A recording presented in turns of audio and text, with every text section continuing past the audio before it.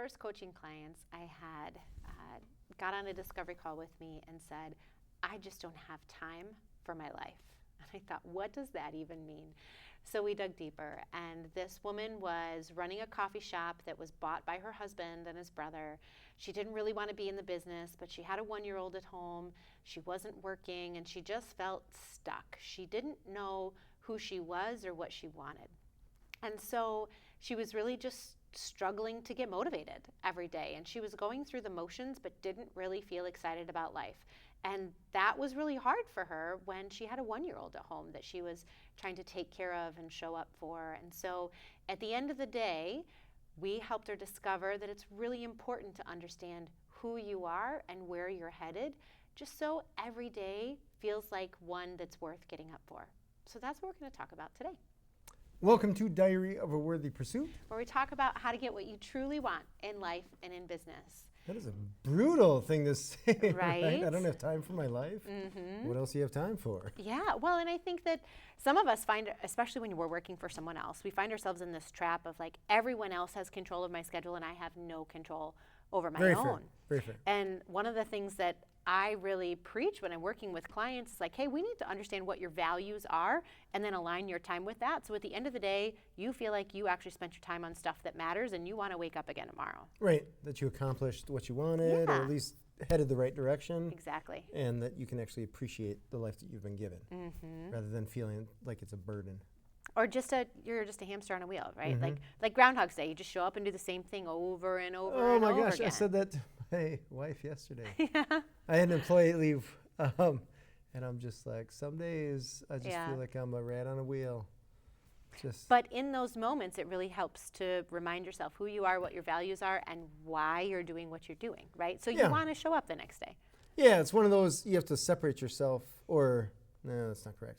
You have to distance yourself from it, so you know that things happen, right? Because you have a plan, you have strategies and all this kind of stuff, but you also have to plan for things like this happening, and just expect the unexpected, so to speak. Right. And then be able to adapt to it. I also find that when you have this more in check and you have this understanding, it makes making a lot of decisions in life much easier, like business decisions, but also how you're going to spend your time, where you're going to say yes or no, right? Everything gets kind of filtered through this. But if you don't have a good handle on this, it's easy to lose yourself in everything that other people want you to do. Yeah, you're constantly being pulled in 50 different directions. Yeah, it feels like you're in constant reaction mode. Yeah. Instead of anticipation or planning or strategizing. Right. Right. So this whole idea of trying to, discover who are you really and why are you here? I think one of the first things that I think about is, what are my values? Like, if I could erase my entire calendar and I got to design it, right? Like, sounds amazing right there. Take off all the work commitments or the business commitments or the family commitments and whatever, and it's a blank week in front of me. What do I put in first? What do I want to make sure I have time for? And those might be things like, hey, I really know I need to be taking care of my health. I value that, and if I want to be around, then I need to make sure I'm focusing on that. So cool, let's make sure that, health is a part of what you are, so let's fill in some time for health. Maybe it's like you have kids, or you have a relationship, or you have, parents or brothers or sisters that you want to spend time with. Family is a value, cool. Let's make sure that family gets on your calendar. And then you start taking yourself back and broadening the circle and adding to that calendar based on what's important. But if you look at your calendar right now and you say the only thing that's on here is work, then I'm going to tell you then you are your work. Yeah. Right? Yeah, it's interesting as you say that. I'm like, wait a second. I'm thinking of my calendar and it's an insane amount of work. Yeah. Yeah. Well, but that also has to do with who you are, right? So you're a business owner, you have been for years, you're striving, and you have your why for doing that. But I don't think that there's this like heavy weight on your work requires more time, but as a parent, you still value your relationship with your wife, you still value your relationship with your kids. You might get less time, but the work you're doing is in service to those relationships too. So I understand what you're saying, and I'm falling into that trap of saying I'm working on building something better for the future. But then I'm looking at my kid, he's 9. Yeah. And a buddy of mine, his kid just went off to college. Oof. And it's interesting. You can just tell something's missing, or he's challenged a little bit, in that he doesn't know. Like, he's so used to being needed. Yeah. Right, in that way with this kid, help him out with whatever it is, and now his kid's on his own. Yeah. Go off to college, whatever, and it's a chunk.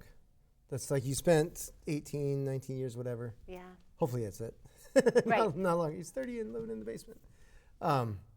Raising this kid and feeding him, taking care of him, teaching him, and now that kid is off and running on their own. So you hope you did well, but then you have this like, oh, what do I do now kind of thing. Yeah. So it's a finite level of time that you have with your kids. Yeah. Or your spouse or whatever. Right. Or just even you're having fun. That it's difficult to prioritize it. I'll give you a really quick story. Yeah. I was planning out my calendar. I said, I'm going to take Fridays off. I'm not going to work on Fridays. Friday is going to be amazing because wife will be at work, kid will be in school, and I will have time to do the stuff that I want to do that I normally don't get a chance to do, right? Okay. And I had huge dreams, right? I'm going to go kayaking. Yeah. A motorcycle riding, right? I can go on little day trips. It'll be amazeballs. I don't even think that lasted 2 Fridays. Yeah. Because I had this thing, and I think it must be like a Midwest work ethic thing, where I felt guilty for not being at work. Yeah, productivity guilt. For not working, because I had employees that were working. Yeah. And every once in a while they would have a question or something like that, and so you get interrupted with work. And when they interrupt you, it's just easier to be in front of a computer being like, oh, let me help you with that, boom, boom, boom, rather than be in the middle of a lake on a kayak saying like, let me try to walk you through this thing. Yeah. And it's one of those where I'm like, you're not taking a break because you're not actually fully unplugging or being away even for this 2-hour. Well, and I would venture to say that each time that you were interrupted and you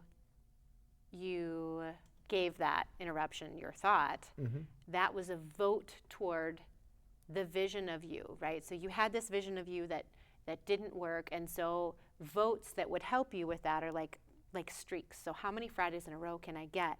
And I would venture to say that the more Fridays in a row that you got not working, the easier it would have been to do that, right? You Probably, would have found some tips and tricks to continue that. But because each time you were interrupted, you honored that interruption and gave that your attention.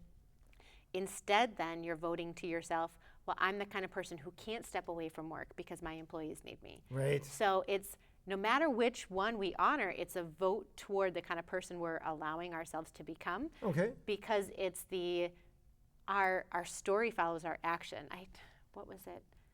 Something about like people, I'm going to butcher this.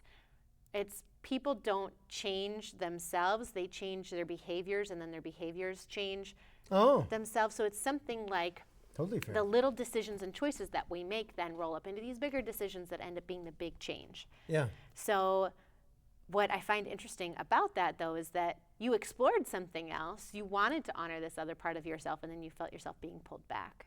Really hard. Yeah. Really hard. Yeah. Because I was trying to build a business and not a job. And every time I get even remotely close to owning a business and not a job, I get pulled back. Yeah. And it's one of those things where I'm like, God, what happened? Well, who's doing the pulling? What's pulling? Employees. Yeah. Yeah. Yeah. Employees, and through, I wouldn't necessarily say any fault of their own. I guess, you always blame the top, right? Yeah, Because sure. it's probably their fault. So from my point of view, it's an interesting question. From my point of view, I trained them unintentionally to, like I was their safety net. Sure. So if ever they ran into something that they didn't know how, then they can always fall back on me. Yeah. But they ended up relying on you. Yeah, they end up jumping off the tightrope and just relying on the net rather than just saying like, oh, I know it's there. I can still walk across the tightrope. Yeah. So it was because I remember getting calls where you're just like, you could have figured this out. Or I could probably solve it 2 minutes faster than you could have, but Sure. But you just interrupted my time and whatever, and I'm paying you. You're not paying me kind of thing. My husband calls that the let me Google that for you interruption. Oh my gosh, yes. Yes. Like, honey, how do I clean out the filter in the dishwasher? It's not working. And he will send me a link to let me Google that for you, which is like how to clean the dishwasher The filter. animated thing? And then it goes. And you're like, that's oh awesome. my gosh, okay, I get it. But I hear you in that it's hard, especially when it's your team and you feel like they're relying on you. You built this business. You're supposed to be there for your employees to help them grow. I feel this way sometimes about my kids. Oh. Like, I have a 4 and a 6-year-old, and they can get dressed by themselves. Mm-hmm. They're very capable of this, but they do it faster when I help. Oh. So there's this line between, like, do I want to get out of the house on time, or do I want to enable independence? Mm-hmm. And it's different every day. It depends how late we are. All right. But I think in that situation, it's true, right? When you have values competing against each other, we're not going to be, we can't be 10s in all of our life domains Right. at once. Mm-hmm. So then it's helpful to know and actually visualize that in advance and say, okay, when work butts up against life, how am I going to handle this? Because if you visualize it in advance, then it's easier to make the decision in the moment. So one of the things I was just telling you, I'm doing a goal setting workshop with a client after we're done here today. And one of the things that we do when we're looking at that is, I have this big dream, this big goal of what I want to do. Now, what could get in the way? Oh. And the reason that we even start thinking about that is because then it's less likely to trip us up if we've already visualized what could get in our way and how we're going to get around it.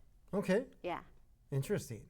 How do you figure out what's going to be in the way? I mean, you don't ever fully know, Okay. right? But you can start thinking about, so for example, if one of my goals is I want to do business development every day and spend, let's say, even just a half hour. I want to contact 5 people every day. Mm-hmm. Okay, well, what's going to get in my way? Well, just sheer laziness of saying no, Sure. right? Not being at my computer because I'm changing the laundry in the home office, something like that, right? The discomfort of Right. the fact that calling people I don't know is hard. That can get in my way. So how am I going to get over that?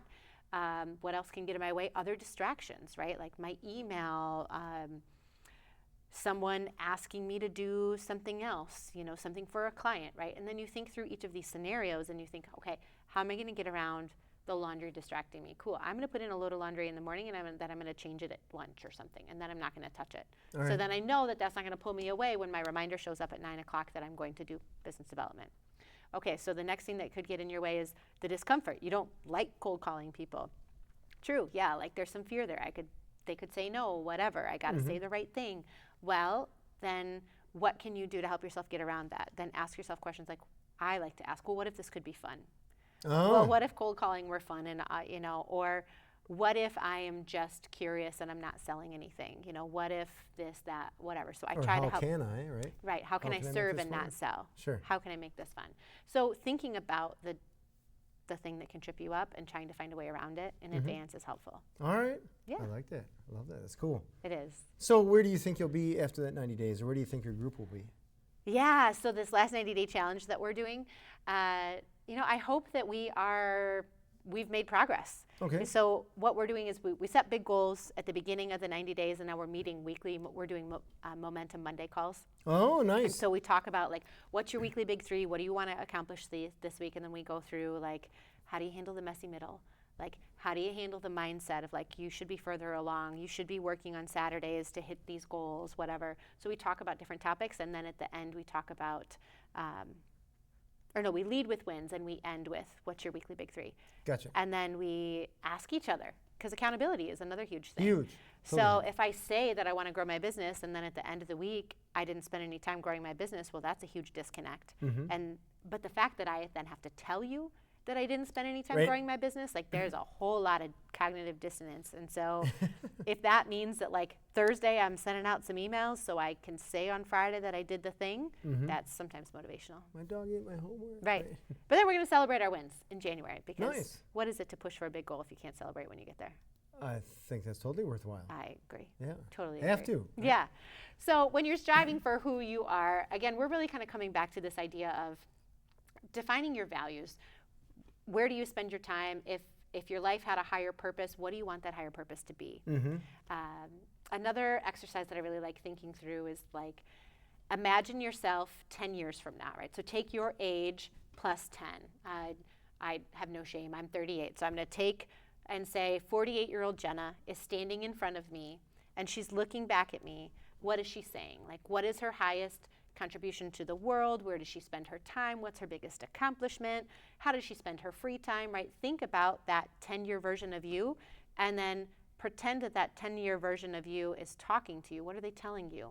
Or even put yourself in that 48-year-old shoe and say, hey, 38-year-old Jenna, in 10 years, you've grown your business to this. You and your family travel 3 times a year. You do all of these things. And that really can help you define it, because sometimes when we get stuck in our own box, we're like, I don't know where I want to be. Right. Anywhere's fine. I'll go wherever I want. But when you're like, if money were no object, if time were no object, where do you see yourself in 10 years? And how does that person, write a letter to your younger self? What does that look like? That can really be powerful. Yeah, I love that. I used to have my business planning students write a letter to themselves. Oh, I love that. We did 6 months down the road. Okay. And this was a class where they were just putting their business plan together.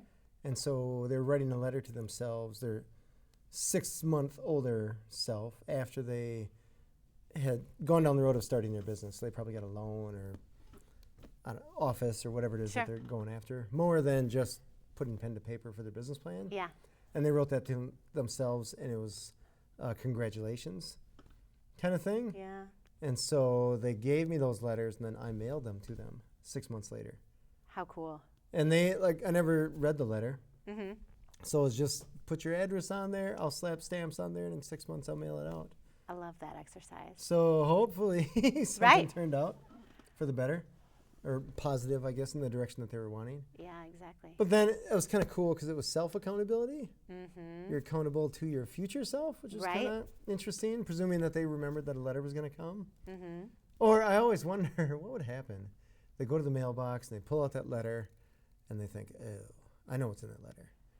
So I'm not going to open that for another week because I got to go run. I got to go do these things. Right. But, you bring up another good point in like trying to decide who you are, is that if you are having a hard time, or you said this is who you want to be, and then you get that letter in the mail and you realize, oh, I'm not where I want to be. Right. Like, even just acknowledging your little wins and saying, like, what do I have to be grateful for, can really be helpful, because then the things that you find that you're grateful for might help you define what your values are. Absolutely. So if you're like, I got this letter in the mail and it said that I was going to have like $200,000 in revenue from my food truck or whatever the thing is, and you look and you're like, I haven't even bought the truck. Oh, I don't even know how to make grilled cheese. Right. But you might say, but my family and I, we remodeled the kitchen, and now that allows us to make really healthy meals for my kids. Sure. Cool. Okay. But I was able to have the flexibility to like take off and care for my mom when she had that surgery, or whatever the thing is. Then that might help you realize, like, okay, you do know who you are. You're just not paying attention because subconsciously you're already making these decisions. Right. I like to use words or talk to people that have these words, like I'm an entrepreneur, or I had this one. I'll tell you a really quick story about a veterinarian that I had to deal with not in a positive way. My dog had a little growth, so she got it removed because they didn't know if it was cancerous or whatever. Turns out it was fine. It was malignant, whatever. But they wanted to schedule a meeting. The veterinary people wanted to schedule a meeting. So it was 6 months out. I had to wait 6 months to meet with this veterinarian about the results of what they found and next steps. So my dog is 12. She was 12 at the time. She's almost 13 now. So I'm meeting with this veterinarian, and it's just me and this veterinarian in the room, and she says, based on the size of the thing, if it's this size or smaller, we would do this, and if it's this size or bigger, we would do this. And I said, you removed it, so you know what size it was. I don't know what size it was. Yeah. Like, you were the one in there with the scalpel 6 months ago. And she that just went over her head. And she's like, okay, well, if we find these cells in this thing, we do this. And if we find these cells, we do this. And you're like, no, that already happened. And I'm like, these aren't variables that we don't know. You know what you pulled out. You did the whole, I want to say autopsy, but that's not right. They did the whole test on it. Yeah. Biopsy, thank you. You should have all these results. And I was getting so frustrated because it was one of those, I had to wait 6 months for this meeting. I'm paying you $300 or something for this meeting, and I'm getting nothing. So she's like, I can tell you're frustrated. right? Because what she wanted to do, it was actually, now that I'm remembering this, it was in her anal gland. So they wanted to dig in more because they weren't sure, because they don't. Yeah. Yeah, whatever.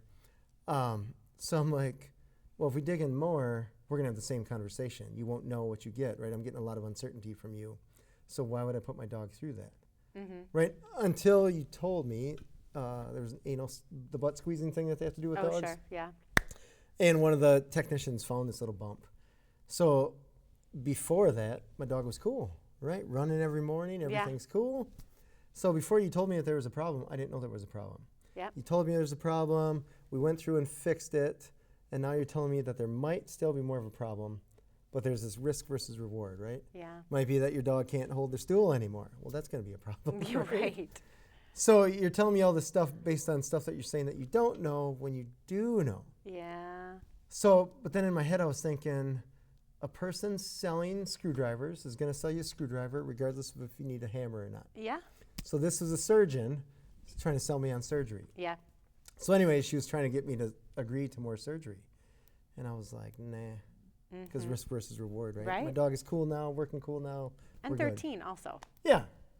Yeah, and she's like, so anyways, I got up and I said, thanks. I forget what her name was, Marie or something like that. And she's like, oh, it's doctor, whatever. And I was like, not today.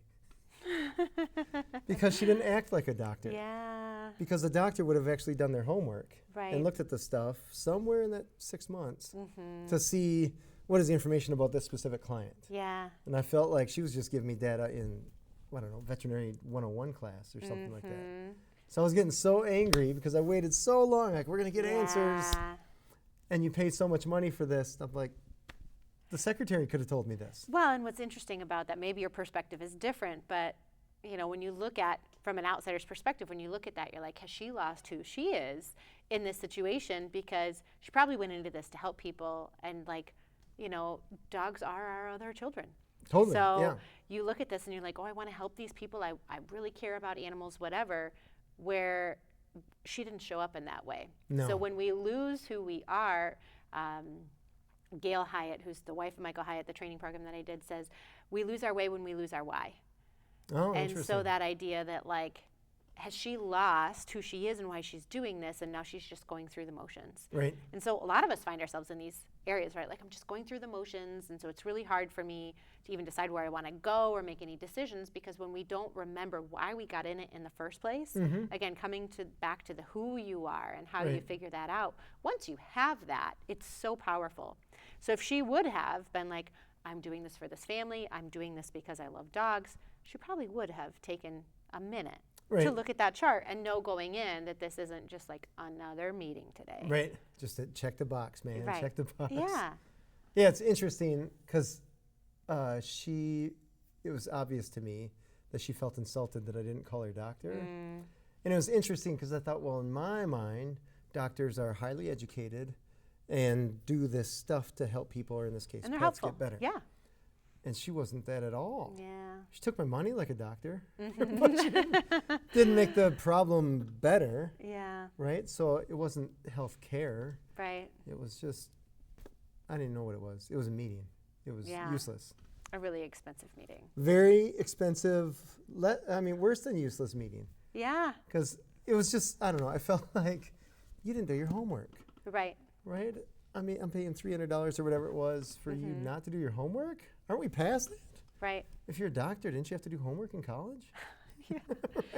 But okay, on your side of this too, there's a who you are and why you made the decision, to have your dog have the spot removed, to have it biopsied, to spend the money to go in and do this, right? Because there's other people who certainly don't value that. And I was talking to someone, God love them, the other day, but they're not pet people. They said, like, oh, there's coyotes outside, and sometimes we don't like this dog, so we just let it out and think, like, if it comes back to the door, cool. And you're like, what? Really? Oh, wow. But it's not who they are. They're farm people, whatever. This dog kind of showed up, but it's like, oh, so for me, that's a red flag because that's not who I am. But for them, it was very different. They valued different things. So I think that there's a lot in who we are by where we spend our money and where we put our time. And so if we're struggling to find out, well, who am I really? What do I really care about? That's another great thing to look at, is where am I spending my money?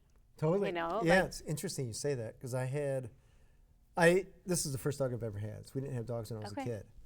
So I remember hearing people, families, talk about their dog that they had to get surgery or whatever, and it was Yeah. thousands of dollars. Right. And I was always thinking, there's hundreds, thousands of dogs that need to be adopted, so just get a new one. Yeah. And then you get one, you're like, oh yeah, you can't do that. Right. Yeah, I remember the same. We had some friends that had a lab, and he tore his ACL or something, and had a hip surgery or something. The lab was like 5. So you're like, oh my gosh, that's like a $5,000 surgery. That's Yeah. a really expensive surgery. But then you're like, oh, but you've had that dog for 5 years, and that dog's been around since your kids have been little. Right. And like you go through all these things, and you're like, oh, that makes sense. But yeah, sometimes you don't know until you're in it. No, What totally true. decision you would make. Yeah, it's interesting. My dad grew up on a farm. Okay. So to him, that our dog is an animal. A dog, yeah. It's the equivalent to a squirrel. Mm-hmm. We're like, no interest in it. It's just an animal, whatever. Yeah. It could be hit by a bus, no care in the Yeah. world. So it's interesting. I'm like, that's my baby. I right? know, right? Well, especially if it's young or older than your kids. It was your first baby. Yeah. Yeah? She's almost 13. Yeah, my kid's 9. So Yeah. it's crazy. It is yeah, crazy. But yeah, here we are. But here we are. So And, knowing that about yourself then, again, helps you make those decisions, right? So you could have said, like, no, we're not going to do this. We're just going to let her lead the life she's going to lead. And yeah, it was and one go of from those. It was I think all said and done, it was probably $6,000. yeah. And for a moment, you're like, oh, that's a lot of money. Then you're like, well, you can't take the money with you. And I don't want to be the guy that just let my dog lead a crappy life or Yeah. whatever. And we don't even know. Maybe it would have been nothing. You don't know. Right. Right? We were sold on something Mm-hmm. that, I don't know. Yeah. Well, and that's another really good point. When you say you were sold on something, that's what really good salespeople do, is they look at where your values are, and then they sell to your value. Totally. Yeah. So if you know what your values are, it's easier, if you know who you are, it's easier for you to spot where you're not aligned. Right. So if that doc was trying to sell you on, like, but you'll get this dog to go marathon running with you, you're like, I don't care. yeah, right. Then Yeah. you would have been like, yeah, that doesn't matter because that's not my value. But if you're like, but you're going to get 5 more years with your kid with this dog, you'd be like, oh, fine, now just charge me the $6,000. Yeah. You know? Yeah, something like that. Yeah. Or this dog will have a better life. They'll be, whatever, they'll live longer. Yeah. Or live longer and healthier, happier. Mhm. You don't want a dog that's not doing well to live longer necessarily. Right. So, Yeah. yeah, interesting thing. But then you look at all the stuff I guess people have, whether it's pets or the vehicles that they have Right. or the jobs where they're working at. What do they consider themselves? It'd be interesting to talk to people and just find out if they're proud of themselves or Yeah. where they're at Right. with what they do or what they consider themselves or how they would answer it. Right. If somebody says, "Who are you?" Mm-hmm. If they say, "I'm a dog cancer cutter outer person," Yeah. Right. If they say I'm a surgeon. yeah, or I'm a vet, or I'm just a dude.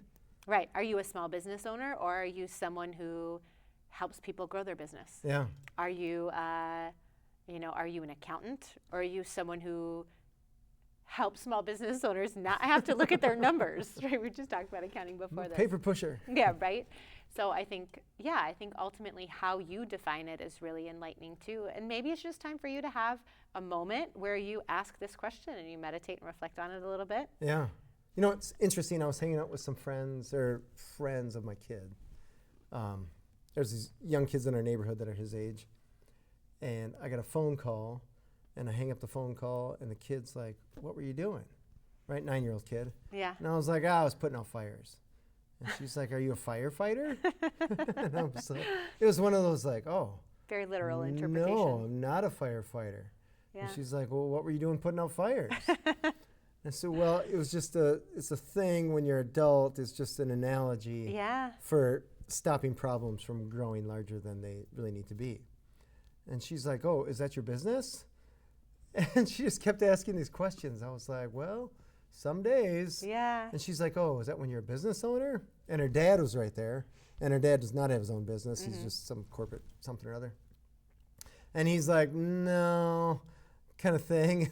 I could tell I was digging into his ego a little bit because he doesn't have his own business. I think that, whatever. So it's one of those like, no, that's just kind of a grown-up thing. Yeah. Like how you guys have a sweet life. You get to play and go to school and have recess, and there's always food and a shelter and all that kind of stuff. We get to deal with a bunch of stuff so that you have that.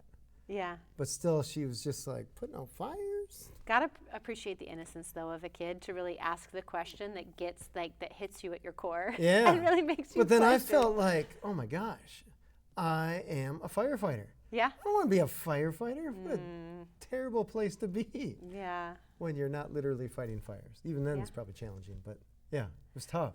Because So- then I recognized myself as that, and I don't want Yeah. to be that. Well, so if you're struggling with who you are, go ask a 9-year-old how they interpret what you do, and maybe that'll help you get some clarity. What But do you we hope literally you do? found some ideas today on how to help you define who you are so you can make some decisions with how you spend your time, your money, and your life, This has been Diary of a Worthy Pursuit. where we help you get what you truly want in life and in business.